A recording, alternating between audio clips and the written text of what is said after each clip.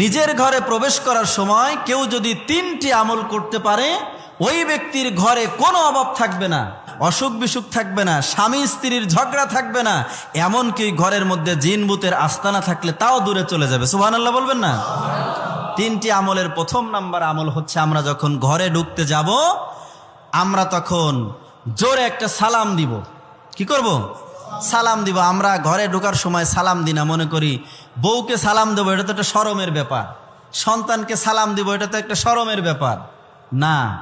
আপনি সালাম দিবেন আপনার ঘরে প্রবেশ করার সময়, ওখানে ফেরেশতারা আপনার সালামের জবাব দিবে, জিন ভূত থাকলে দূরে চলে যাবে।